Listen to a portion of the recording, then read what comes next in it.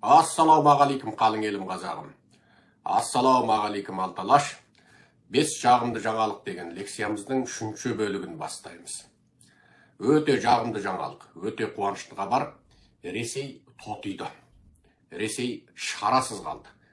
Ресей амалсыз қалды. Ол мынау Балтық теңізіндегі Швеция мен Финляндияның НАТОға қосылу мәселесі өткеннен бері кедергі ұшырап тұрған болатын. Кедергі келтірген НАТОдағы екінші үлкен әскери күш болып отырған Түркия еді. Енді Түркия Швециямен де Финляндиямен де ымыраға келді. Сөйтіп, Швеция мен Финляндия енді НАТОның мүшесі болатын болды. Енді Ресей осы екеуіне қаратып, ойбай атомды жарамыз, ақ көк, анау мынау деп бүкіл Ресейдің саясаткері бар, жай блогері бар, теледегі журналистері бар, ауыздарынан көбігі ағып, оттап, дүниені қырып жіберетіндей болып, жер бетінде бір швециялық пен бір финляндиялықты қоймастай болып, күлге аунаған есектей әбден құтырып еді. Енді осы шешім шыққан кезде бітті, тотиды да қалды. Аузынан көбігі ағып құтырған құтырық орыстар, жынданған сияқты орыстар төбесінен құдай ұрып талдырғандай болып, әлгі жерде естерінен танып отыр. Өткенде Швеция Ресейдің дәлізін жауып тастаған болатын. Тіпті Американың өзі, Еуропаның көптеген елдері Ресейге көлік өткізуге рұқсат бер дегенде пішту деген болатын. Енді сол Ресей ойбай атом тастаймыз деп тура, бізде атом бар деп қоқиланғанда біз соғысқа дайынбыз деді. Енді міне ортада өзінің саяси ұпайын түгендегісі келген түріктер Ердоған оларды күртті қолдап қойдың деп қарсы тұра қалды. Әрине, Түркия НАТО үшін алғанда өте үлкен әскери күш. Және НАТОдағы бірден бір мұсылман елі. Білесіздер, Түркияның өте көп мәселесі Еуропамен қым бай қатынасы бар. Еуроодаққа, еуро ақша айналысына Түркияны кіргізбей отыр. Түркия оған кірем деп мүдделі болғанда бәленбай жыл болды. Лираның құнсызданғанын білесіздер. Лира міне 2020 жылғыдан қазірге дейін 2 есе 3 есеге жуық құнсызданып кетті. Бірақ Түркиядан экономикалық жағдайы әлде қайда нашар, Грекияны қабылдап алды. Орыстар айтатын Грецияны. Грекияны Еуроодаққа қабылдап алды, бірақ одан әлде қайда қуатты күшті Түркияны қабылдамады. Неге? Түріктер мұсылман болғандықтан. Ал қарызға батқан, бүкіл дүние жүзінің қарызына батып, бүкіл Еуропаның экономикасын шатқаяқтатуға себеп болатын Грекияны қабылдап алды. Ал міне Еуропа, демократияның жет әкесі деген осындай болады. Сондықтан міне жерде көптеген адамдар Еуропа мен Американы ойлаған кезде оның ағы мен қарасын, артығы мен кемін толық түсінуі керек. Біз барлық нәрсеге бір бағытты сыңар жақтылы қарамау керекпіз. Міне сол Түркия былайша айтқанда мәлім бір тұрғыдан қарағанда Түркияның күші керек, әскері керек болды. Себебі түріктің әскерінің қуаттылығы, жан санының көптігі НАТОға керек болды. 50 жылғы Оңтүстік Корея менен Қытайдың соғысында ол керек болды. Тағы басқа халықаралық мәселеде түріктің әскері керек болды. Енді жаңа Еуропадағы көптеген елдердің түрік сияқты отқа да суға да салатын ондай көп әскері жоқ. Енді бұл мәселеде Түркия неғып Швеция менен Финляндияға қарсы бола қалды? Бұл жерде бір үлкен әңгіме тұр. Не әңгіме? Күрд мәселесі тұр. Күрд мәселесі Түркия, Иран, Ирак, Сирия осы 4 елдің ортасындағы үлкен мәселе. Еуропамызда Англия бастап, жаңа Швеция, Финляндиямыз бар, бірталай елде күрдтің депутаттары, конгрессмендері бар. Ол кәдімгі күрдтер сол Еуропаға қашып барған, бір ғасыр болды, алды, 1,5 ғасыр болды, қашып барып сол жерде жаңа қысқасы, бірақ қоңқиған мұрындары күрд екенін көрсетіп тұр. Солар енді бүкіл Еуропада Түркияға қарсы жұмыс жасайды. Американың күрдті қолдаймын дегеніне 1 ғасырдан асты. Кеткен ақша да, қару да қисап жоқ. Англияның өзі баяғыда Аужалан деген күрдтің басшысын ұстап алып Түркияға қайтарып берген. О, атамыз заманда. Ол кезде біздің өзіміз бала боладымыз. Бірақ екі бастан бір нәрсе анық болды. Жеме-жемге келгенде, өзінің мүддесіне келгенде, Швецияң да, Финляндияң да, ой, күрдті не қылсаң оғыл, менің шатағым жоқ, мені НАТОға кіргізсең болды деді. Сонымен Түркия олармен әбден келісіп, күрдтің ұйымдарын қолдамайсың деп, мен ұстап кері қайтар деген күрдтің бәрін ұстап кері қайтарасың деп, енді соның барлығын жаңағы тастай қылып бекітіп, күрдтің ұйымдарының тізімдігін беріп, мәселені бітіріп, шешіп, екеуінің НАТОға кіруіне кедергіні алып тастады. Ал енді орыс дәл осы кезде тотиғаннан тотиды. Тіпті үн жоқ. Жерден үн шықсын, орыстан үн шықсын. Әлгі құтырған есерсоқ, есірік, Путиннен тартып лавровы бар, басқасы бар, барлық орыс күлбеттеніп отырды да қалды. Кәдімгі құтырық бірінің аузынан бірі түсіп қалғандай, құтырық есерсоқ орыстар төбесінен ұрғандай болып, тілі желкесінен шығып тартылды да қалды. Міне, бұл бірінші үлкен жағымды жаңалық. Енді мына екінші үлкен жағымды жаңалық, Америкадан Украинаға берілетін қаржылық көмек, әскери көмек тағы да артты. НАТОның соңғы жиналысында Байден шал 800 миллион беремін деп қолды қалтаға салды да, кәдімгі жомарт аталарымыз ұқсап тарс еткізіп көмектің тағы бір пакетін жариялап жіберді. Сонда осы бір аптадағы көмек 1 миллиард 450 миллион плюс 800 миллион болды. Енді оны өздеріңіз ойларыңызға салып мөлшерлей беріңіздер. 2. 3. Украина Ресейдің маңызды нысандарына шабуыл жасай бастады. Маңызды нысандарына. Біраз жерді өртеп шағып жіберді. Оның бәрін өздерінің ресми, бейресми ақпараттарынан оқысаңыздар жеткілікті. Орыстар енді жетекесін танығалы жатыр. 3 болды. Енді 4-ші үлкен жаңалығымыз. 4-ші үлкен. Бұл өте маңызды жаңалық. Бұл жаңалықты енді айту енді шын мәнінде алақайлап бір той жасайтындай маңызды жаңалық болды. Қандай маңызды жаңалық? Қытайдың компаниялары ақш-тың қара тізімдігіне енді. Неге? Ресейге көмектесіп қойыпты. Қандай көмек? Техникалық көмек, чип, спутниктік, жоғары техникалық, қару-жарақтық жағынан Ресейдің қолында жоқ техникалық, технологиялық мүмкіндіктерді берген Қытайдың компаниялары міне анықталып қалды. Бұл басында бұл компанияларға тәуелсіз жаңағы санкция салу мәселесі міне іске қосылды. Енді бұл жаңа көшкіннің басы. Енді Қытай компартиясына қарсы санкцияның басы басталады. Яғни Орысқа Қытайдың көмектескендігі туралы нақтылы дәлел болды деген сөз. Орысқа Қытай көмектесіп отыр. Алдымен міне компаниясынан бастады.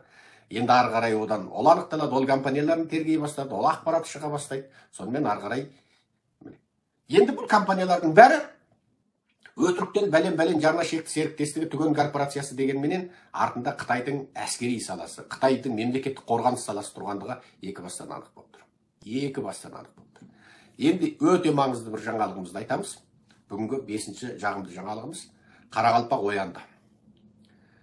Өзбек өз ағам деп қазақ мың жерінен әспет дегенмен, өзбектің екі мінезі бар. Біреуі қанындағы түркілік мінез, екіншісі түркі тайпаларының ортасына сіңген сарт парсының соғдының мінезі. Сол отырақтанған түркілерменен ішінде бәлен миллион қазағы бар сарт парсының қанынан қосылған осы өзбек, біресе түркілік кеңдік, дарқандық, далалық мінезіне басады. Ол кезде қазақ разы болып, өзбек өз ағам дейді. Бірақ қанына сіңген сарт тайпаларының кәдімгі кеудемсоқ, есерсоқ мінезіне де басады. Бүгінгі өзбектің диктаторы аяқ астынан Қарақалпақты егемендігінен айыратын аталмыш тырнақ шашындегі өтірік референдум жасамақшы. Біз бұл туралы өте көп бұрын айтқанбыз. Ең қарапайымы қазақтың алтын ұлы Әзімбай Ғалидың өзі баяғының баяғысынан қазаққа Қарақалпақты қолдаңдар деп дабыл қағатын. Біз де осы көзқарастамыз. Қарақалпақ өз бауырымыз. Иә, өзбек те алыс емес, бірақ Қарақалпақ біздің өз бауырымыз. Бір қарыннан шыққан, бір емшек емген бауырымыз. Бүгінгі өзбектің Қарақалпаққа жасайтын зұлымдығы қазақтарды бейжай қоймайды. Ең қарапайымы біздің өзіміз, міне біріккен ұлттар ұйымының аржақ бер жағында жүрген азаматтарға осы мәселені айттық. Кеше ағылшын тілінде Твиттерде жаздық. Біраз жерге хат жібердік. Біраз ұйымдарға осы Қарақалпақ дейтін халықтың басындағы үлкен болатын, ертеңгі өзбек Қарақалпақ ортасында, ертеңгі өзбек қырғыз ортасында, ертеңгі өзбек қазақ ортасында болатын үлкен даудың білтесі бүгін басталады. Бірақ Қарақалпақ бауырларымызда жайден жай қарап отырған жоқ. Олар міне қаншама жиналыстар өтті. Алматыдағы құқықтық бюрода конференция өткізді. Қаншама азаматтары шетелдегісі бар, Қарақалпақ жеріндегісі бар, міне видео мәлімдемелер таратты. Қарақалпақ бауырларымның қайсар мінездерін көріп қатты разы болдым. Ал өзбектердің Құдайдың ақиқатына қарсы, Алланың шындығына қарсы бұл зұлымдығы, озбырлығы жүрегімізді суытты. Өзбекте, Қарақалпақта, Қазақта, Қырғызда күні кеше ғана орыстың тепкісінен босаған елдер. Өзгенің зұлымдығы, зорлығы қалай болатынын осы халықтардың бәрі біледі. Орыс өктем кезінде, орыс озбыр кезінде қалай зұлымдық жасады. Біреудің қол астында жәутеңдеп кіріптар болып өмір сүргеннің қалай екендігін басқа халық ұмытса да, өзбек, қазақ ұмытқан жоқ. Бірақ бүгінгі өзбектің күштім сынып, әлім жеттім сынып, аз Қарақалпаққа тізесін батырмақ болғаны, ол надандық. Және айналып келгенде, ол бүгінгі өзбек диктаторларының бұл қылығы тұтас өзбек халқына өкілдік қылмайды. Өзбек халқы, біз білетін өзбек халқы, діндар, мейірімді, ақкөңіл, ашық. Құдайдың өзбекке берген шаһарлары жеткілікті. Хорезмі бар, Ташкенті бар, Хиуасы бар, Бұхары бар. Жеткілікті. Қазақта күні кеше ана шаһар менікі, мына шаһар менікі дегенмен әскерін қамдап бас салайын деп тұрған қазақта жоқ. Сол Құдай өзбектің өзіне берген ырыздығы мен несібесінен айырмасын деп, өзбектің діндарлары Құдайдың бергеніне де, бермегеніне де тәуба деп отыруға тиіс еді. Бірақ айдаладағы атасы басқа Қарақалпаққа Құдайдың өзі бере салған ырыздыққа таласып, мынау сенікі емес, менікі деуге өзбектің еш хақысы жоқ. Бұл біріншіден жаратушы Алланың ғазабын шақыратын нәрсе. Осы іс үшін егер өзбектің діндарлары, ғұламалары үнсіз қалса, Аллахтың ғазабына қалады. Оқыған намазы, жасаған құлшылығы күйіп кетеді. Себебі Қарақалпақ ол ежелден тәуелсіз ел. Және Өзбекстанға қосылған кезде конституциясына жазылған Қарақалпақ кез келген уақытта Өзбекстаннан айырылуға, тәуелсіздік жариялауға, егемендігін қалпына келтіруге құқылы деп жазған. Енді осы бір мүлде бөлек халықтың, тілі бөлек, салты бөлек халықтың, өзі территориясы да бөлек, тіпті араласып, құраласып бірмен бірге кіргіп кеткен халықтар сияқты болса бір сәрі. Айдала территориясы да бөлек, қалың құмның ішінде өзінің елден ерек дәстүріменен, киім үлгісі, тілі, мәдениеті, жыр дастандары, тарихы бәрі мүлде бөлек. Осы Қарақалпақты бүгін өзбек жұтып аламын десе, онда Украин деген халық жоқ. Украин мен орыс бір деп жариялаған Путиннан не айырмасы бар? Украин деген халық жоқ. Украинның мемлекетін біз құрып бергенбіз. Украиндер фашист деп жариялаған орыстың агрессорларынан, орыстың шовинистерінен бүгінгі өзбек диктаторларының не айырмасы бар? Міне, Украин деген халық жоқ деп жариялаған, Украин деген орыс, орыс пен Украин бір деген осы орыстың шовинизмі қанша 100 мың адамның отбасының ойран болуына алып келді. Міне содан қырғын туды. Я, орыстың тілі мен Украинның тілі жақын, орыс пен Украин екеуі де бір, әрбір деген арық тегін қазсаң тарихы да бір. Орыс болмай тұрғанда Киев Русы деген Рус болған, Мәскеу жабайы орман болғанда Киев үлкен қала болған. Орыстар кәдімгі аңның ар жақ бер жағында жүрген кезде Киевте кәдімгі монастыр болып Құдайдың хақтығын таныған. Бірақ екеуі екі бөлек ел екендігі белгілі. Украин миллион жыл болса да орыспын демейді, орыс миллион жылда да украинмын демейді. Міне сондай. Қарақалпақ, қазақ, қырғыз, башқұрт, ноғай бірімен бірі еш аудармасы түсінеді. Тарихтан бері ақындар бірімен бірі аудармасыз ақ айтысып отыр. Қырғыздың әнін естіп, қазақтың әнінен естігеннен арман рахаттанады. Ноғайдың тарихы қазақтың тарихымен бірігіп кеткен. Қарақалпақ, қазақ, Қарақалпақ. Мен тіпті жарияладым, мен қырғызбын, ал қырғыз қазақ дедім. Ал міне, осы халықтар бірақ ешқашан қырғыз мен қазақпын демейді, қазақ қырғызбын демейді. Бірақ аға бауыр болып, бір қарыннан шыққан, бір төсті емген аға бауыр сияқты болып, алысып, тебісіп, бірақ үлкен жамандыққа бармай өткен халықтар тарихтан бері. Бірақ бүгін өзбектің диктаторлары Қарақалпаққа зұлымдық жасаймын десе, онда ол ертеңгі өзбек Қарақалпақ, өзбек қазақ, өзбек қырғыз ортасындағы үлкен оттың басы болады. Бейне Украин мен орыстың ортасындағы соғыс болғандай, ертең осы бауырлас халықтардың ортасындағы ертең қанды майдан соғыс болады. Сен соғысайын деп соғыспайсың.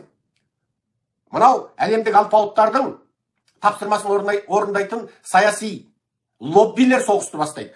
Орыстың халқы мен Украинның халқы бір-бірімен соғыспайды. Кезіксе бір-біріне борышын беріп, арағын бөліп ішіп, бірінің сөзін бірі айтып қарқылдап күліп отыратын бауыр халықтар. Бірақ соны қанды қырғын соғысқа салып, Украинның қалаларын тас-талқан қирандыға айналдырып, орыстан бәленбай 100 мың, Украиннан түгенбай 100 мың адамды өлтіріп отырған сол тойымсыз ашкөз саясаткерлер. Сондықтан мына Қарақалпақ халқының еркіндігіне, теңдігіне, егемендігіне, тәуелсіздігіне қол сұғатын бұндай сұмдық қарекетті мына өзбектің диктаторының бастағаны, ол үлкен сұмдықтың басын бастаған. Сондықтан мына өзбек халқы, ойбай біз жеріміз кеңейді екен деп, сендер үнсіз қалмаңдар. Бұдан сендерге ешқандай пайда жоқ. Ертең үлкен от келеді, ертең ұлдарың осы отқа өртенеді, ертең қаладарың осыдан қирайды. Бұл біреудің Құдай беріп қойған жеріне көз аларту, Құдай оларды Қарақалпақ деп жасауға, сөйтіп ұлт болып қалыптасуға Құдайдың өзі ниетті болып отырғанда, Құдай оған тәуелсіз мәдениет, тәуелсіз өркениет, елге ұқсамайтын тіл, байлық, оған ұқсамайтын жер, айналасын құм қылып, қазақ пен өзбектің ортасына қойып қойған бұл Қарақалпақты жұтамын деген өзбек ертең отқа оранады. Ол Құдайдың ирадасына қарсы. Аллах тағаланың жаратқан, еркін, тең қылып жаратқан адамдарына біреудің озбырлық жасаймын деген дұрыс емес. Ертең өзбек сол үшін жауап береді. Сондықтан Өзбекстанның діндарлары, ғұламалары, Құранды жатқа айтатын қарилары, қарапайым халқы бүгін ашыққа шығып ана диктаторларының бастаған саяси зобалаңына, зұлымдығына, ертеңгі өзбек халқын отқа салатын бұндай сойқанға үнсіз қалмаңыздар. Егер жүректеріңізде Алланың ақиқаты болса, Құдайдың бірлігіне, барлығына, пәктігіне, хақтығына, ежелден бар мәңгілік, теңі жоқ, теңдесі жоқ, ұқсасы жоқ, жаратушы екендігіне сеніп иман келтірсеңіздер, Құдай шын десеңіздер, пайғамбар шын десеңіздер, Құранда хақ кітабымыз деп мойындаған мұсылман болсаңыздар, өзгенің адал ырыздығына, өмір сүру құқына қол сұғуға болмайды. Алланың ақиқаты солай. Алланың ақиқаты солай. Алланың ақиқаты міне осындай. Ай, зәм-зәм суын тапқанда үлкен бір тайпа, бәленбай халқы бар тайпа келеді. Сол ана бұлақтағы суды соны айналасында, соның қасында отырған әйелді көріп, бұл бұлақ сіздікі ма дейді.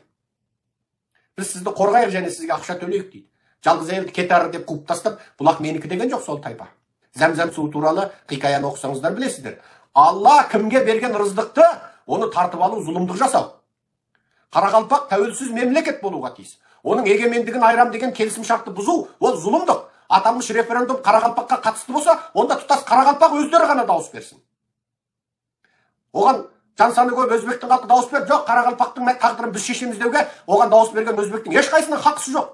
Қарақалпақтың жері де, бүкіл ұлттық бөгенайы, тілі де бәрі өзбектен басқа қалды. Сондықтан мынау кеше ғана орыстың тепкісінен болса, бүгін ғана қолына егемендік алған өзбек, енді басқаларға зұлымдық жасайтын болса, Аллахтың қарғысына қалады. Егер осы мәселеде қандай да бір өзбек Қарақалпаққа зұлымдық жасайтын осы диктаторларды қолдаса, немесе үнсіз қалса, Аллахтың қарғысына қалады. Бұл зұлымдық. Біз туыспыз, өзбек те туыс, қазақ та туыс. Өзбек өз ағам деген қазақ. Қазақ қырғыз бір туған дейді. Қарақалпақ, мен Қарақалпақпын, ал керек болсам. Мен Қарақалпақпын, ал міне, мен Қарақалпақпын деп жариялаймын өзімді. Маған қазақ болған не айырмасы жоқ, қырғыз болған не айырмасы жоқ, маған Қарақалпақ болдың не айырмасы жоқ, маған ноғай болдың не айырмасы жоқ. Мен әрі қазақпын, әрі қырғызбын, әрі қалпақпын, әрі ноғаймын. Бұл бауырлардың ортасына бұндай от салу үлкен тарихи қателік. Біздің Орта Азия халықтары біздің берекесіздігімізден тарихта қаншама қателік жасадық. Әмір Темір мен Тоқтамыс ханның соғысы тарихта бүкіл Еуропа тарихшылары, араб тарихшылары мен парсы тарихшыларын шошытқан. Даланың екі арыстаны Әмір Темір мен Тоқтамыс хан, солар сырдың бойында бекерден бекер соғысып миллиондаған әскерін қырып алған кезде Еуропа күшейді. Әмір Темірден Орта Азиядан тепкі көрген Бабыр барып, бүкіл Үндістан, Пакистан, Ауғанстанды жаулап алды. Тоқтамыс Мәскеуді 3 рет өртеп тастады. Қазақтың ханы Тоқтамыс. Сол кезде отырықшы қазақтардың ханы болған, отырықшы өзбектердің ханы болған Әмір Темір мен Тоқтамыс соғыспағанда, бүкіл жер жүзінде бүкіл орыс сияқты жауыз империя болмайтын еді. Сол орыстардың күш алып кетуіне, Еуропаның күш алып кетуіне Әмір Темір Тоқтамыс екеуінің соғысы себеп. Біздің ата-бабаларымыз өткізген алдыңғы бұндай тарихи қателікті бүгінгі түркі халқы қайталамауы керек. Әмір Темірмен сол кезде Селжұқ түріктерінің сұлтанында соғысты. Әмір Темірмен Түркияның түріктері соғысты. Бұдан өткен қателік бар ма? Бүкіл Азияны, бүкіл Еуропаны, бүкіл Африканы жаулап, түркі халықтары әлемдегі ең қуатты халық болып отыратын еді. Орыс ол кезде қазақтың құлы болатын. Тоқтамыстың өзі бір барғанда 3 барып шауып тастаған, қырып тастаған Мәскеуді. Мәскеу дегенің кәдімгі қазақтар кез келген уақытта өртеп тастайтын қала еді. Қазақтардың құлы еді. Сол неден әлсіредік? Неден орысқа бодан болды? Неғып орыстың тепкісінде бір жатқанда 200 жыл жаттық? Неғып қызыл орыстың коммунистердің қырғынын көрдік? Соның барлығы берекесіздігімізден, аға бауыр, бір-бірімізге қол салғандығымыздан, қырылысқандығымыздан. Бүгін Қарақалпақты өтірік референдуммен қалпақпен ұрып аламын десе, өзбек қателеседі. Себебі Қарақалпақтың мәселесі қазақтың мәселесі және қырғыздың мәселесі. Біз Қарақалпақ бауырларымызды жат диктатордың темір тегеурініне салып қойып қарап отырмаймыз. Бұл мәселені біздің көтергеніміз көтерген. Бүгінгі қазақтың жастары бұл мәселені қашан болмасын көтереді. Сондықтан бүгінгі өзбек халқы мынау диктатор есінен айырылған Мирзаевтың надандығына жол бермесін. Өзбектер екі үлкен қателік жасағалы отырсыңдар. Бірі, Өзбекстанның заңына қол қойып, мынау Каримов сияқты диктатор болғалы отыр. Оған жол бермеңдер. Диктатура ешқандай елді күшейтпейді. Бүкіл адамзаттың тарихы оған куә. Орнында ұзақ отырған әрқандай басшы сол ұлттың соры болады. Ұзақ жыл билікте тақта отырған басшының айналасына оған тек қана жағымпаздар мен ұрығарлар жиналады. Сондықтан мына Мирзаевты кетіріп, оның орнына тың идеясы бар, жаңа идеясы бар, жаңа адамдарды әкеліңдер. Не, өзбектің басқа қатыны Мирзаев сияқты ақылды еркек туалмап па? Туады. Назарбаевтың 30 жыл отырып алғаннан қазақ халқы ғасырлық, 1000 ғасырлық зияны шекті. Қазақ халқын мәңгі бақи өкінішке салып кетті Назарбаев. Барлық диктаторлар сол халықтың соры. Сондықтан мынау референдумда Өзбекстанның заңын өзгертіп, тағына жабысып қалам деген мына екінші диктатор, ол өзбектің соры болады. Сондықтан оны орнына қою керек. Бұл бір. Екіншісі, Құдай тәуелсіз ұлт қылып жаратқан. Тәуелсіз жер беріп, тәуелсіз мәдениет беріп, Азияның төсінде таңғажайып цивилизация мен өркениетті жаратқан тәуелсіз Қарақалпақ халқының еркіндігі мен теңдігіне қол сұғу жаратушы Алланың ирадасына қарсы. Егер осы мәселеде қандай да бір өзбек зұлымдыққа жақтас болса, немесе зұлымдыққа үнсіз қарап отырса, оның жасаған құлшылығы, оқыған намазы, бүкіл қарекеті күйеді.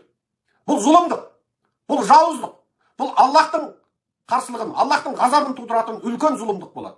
Біз өз бауырымызға өзіміз қол салмауға тиіспіз. Қарақалпақ өз еркімен қосылды, өз еркімен тәуелсіздік алуға құқылы болса, ол солай қалу керек. Тіпті Қарақалпақ тәуелсіз ел болып тұру керек. Қарақалпақпен жан саны бірдей немесе одан да азғалықтар Еуропада мықты ел болып, мемлекет болып тұр. Сондықтан бүгінгі Өзбекстанның билігі жасайтын зұлымдықты өзбек халқы тосу керек. Мынау қазіргі диктатор, тақта ұзағырақ отырып бас айланып қалған диктатор, мына Орта Азия халықтарына тарихи қателікті жасамасын, тарихта болған үлкен отты қайта жақпасын. Сондықтан мынау ақылды еңбекшіл өзбек халқы бұл мәселенің алдын алуы керек. Бұл Қарақалпақтың ғана мәселесі емес, өзбектің мәселесі. Мен өзбек халқын сыйлаймын. Өзбекті көрсем өз ағам деп білемін, жақсы көремін. Орта Азиядағы өркениеттің ордасы болған өзбек халқы. Бірақ басқаларға зұлымдық жасау Алланың ғазабын шақырады. Басқаларға зұлымдық жасау Алланың ғазабын шақырады. Аллахтың ғазабы оңдарыңнан, солдарыңнан, астыларыңнан, үстілеріңнен, алдарыңнан, арттарыңнан келген кезде бармақтарыңды шайнап қалсаңдар, кеш болады. Сондықтан мынау бейбіт жасап отырған басқа бір қауымның, мейлі ол әлсіз болсын, аз болсын, оның хақысын жеу, оның еркіндігін шектеу, ол зұлымдық. Бүгінгі айтатын әңгімем осы. Мен оянған Қарақалпақ халқымен біргемін. Өзінің құқын, тәуелсіздігін сақтау үшін күресу, Алланың махаббатын, мейірін шақыратын әңгіме. Зұлымдарда ұлт болмайды. Мирзаян өзбек емес, Назарбаев қазақ емес. Зұлымдар тек өзіне өкілдік қылады, тұтас халыққа өкілдік қылмайды. Сол зұлымдардың, сол диктатор жауыздардың қолшоқпары болып, халық миллиондап зардап шекпеуі керек. Ақиретте сол зұлымдармен бірге тозақта жанып қалмаймын десеңіз, ұлтыңыз мейлі қазақ, мейлі қырғыз, мейлі өзбек, мейлі қарақалпақ бол, зұлымдарға, диктаторларға бірге қол ұстаса отырып қарсы тұрайық. Алла тағала әр пенденің рыздығын жеке берген, әр халықтың рыздығын жеке берген. Қарақалпақ жалғыз емес, Қарақалпақтың айналасында аға бауыры жетеді. Мен Америкадағы Қарақалпақпын. Мен Америкадағы Қарақалпақпын. Мені Қарақалпақ деп есептеңіздер. Біз Қарақалпақты зұлымдардың табанына тастап қарап отыра алмаймыз. Бұндай қазақ миллиондап саналады. Сондықтан Құдай өзіңе берген жеріңе разы болып, Құдай өзіңе берген рыздығыңа разы болып, тәубаңды үйіріп отыр әрбір өзбек. Жаттың, өзгенің, Құдай тәуелсіз қылып жаратқан басқаның жеріне көзіңді алартпа, тәуелсіздігіне қолыңды сұқпа. Егер кімде-кім зұлымдыққа жақтас болады, ол Алланың қарғысына, лағнетіне қалады. Менің айтайын деген сөзім осы. 5 жағымды жаңалығымыздың 3-ші тобыменен сіздерді хабарлар қылдық. Баршаңыз аман сау болыңыздар. Құрметпен Серікжан Біләшұлы. Алға Қарақалпақ, алға тәуелсіз Қарақалпақстан. Орта Азияда түркі халықтарының берекелі тату-татты болғаны керек. Себебі айналамызда зұлымдар толып тұр. Қытайдың иті болған Талибан тұр. Өзбектер ойлап қалмаңдар, бізге жау қайдан келеді деп. Егер Алла тағала қаласа, ана сақалы бит деген талибандарды келіп, Ташкентіңді, ана шаһарларыңды бір-ақ сәтте күл-талқан қыла салады. Аллахтың ғазабына қалсаңдар, сендердің бүкіл жақсылықтарың бір-ақ сәтте ойран болады. Аллахтың ғазабына қалудан қорқыңдар, өзбектер. Қарақалпақтың тәуелсіздігі мен егемендігіне, мұстақылдығына тиісуші болмаңдар. Қарақалпақ тәуелсіз халық, ежелдің ежелінен тәуелсіз халық. Кеше қазақ жоңғарға қарсы шапқанда, Алталаштың бір алашы болып, Қабанбай батырдың басшылығында жоңғарға қарсы шапқан қазақ пен Қарақалпақ, қырғыз, ноғай, осылардың барлығы одақ болып жоңғарға қарсы шапқанбыз. Мен өзбек бауырларымды сыйлаймын, құрметтеймін. Өзбектің өркениеті, қазақтың өркениеті. Өзбектің шаһарларында қазақтың үлесі бар. Бүгінгі өзбек болып жазылып кеткен бәленбай миллион өзбектің арғы тегі қазақ, отырақшы қазақтар оңтүстіктегі. Енді сол өзбек халқы біздің сыйлайтын, жақсы көретін халқымыз. Мені әрберден кейін қайтарып айтқанда, мен өзбек десең өзбекпін, қазақ десең қазақпын. Орта Азияда бәріміз бір таудың бойында бір өзеннің суын ішіп өмір сүргенбіз. Өзбектің астығын қазақ алып, өзбектің матасын қазақ алып, қазақтың малын өзбек сатып, қазақтың малын өзбек бағып, тарихтан бері ата-бабамыз бірі жасаған. Бірімен бірі аудармасыз түсінген. Енді мына зұлымдықты қайталамайық. Кешегі Ақсақ Темір менен Тоқтамыс ханның қателігін қайталамайық. Ата-бабаларымыз өткізген қателіктер біздің бүгінгі аз болуымыздың, құл болуымыздың, соңғы 2 ғасырдағы қанды тарихымыздың бірден бір себебі. Ендеше сол отты қайта үрдемеңдер. Бүгін қателік өткізсеңдер, ертең жауабын бересіңдер. Аман болайық. Әркімге Құдайдың өзінің берген жері бұйырсын. Басқаның жеріне көз алартпа. Басқаға Құдайдың берген жерін көпсін бе? Өзіңе бергенге ие болып, соның қызығын көрсең, сол жеткілікті. Империялар, қанға тоймайтын тирандар, патшалар ешқашан сол қанмен тұншығып өлгенден басқа өмір көрген жоқ. Топыраққа тоймайтындардың көзін топырақ жапты. Қанға тоймайтындар қанға тұншығып өлді. Аға бауырдың ортасында, бірге туған халықтардың ортасына от салбаңдар. Ендеше біздің айтарымыз осы. Құрметпен, Серікжан Біләшұлы.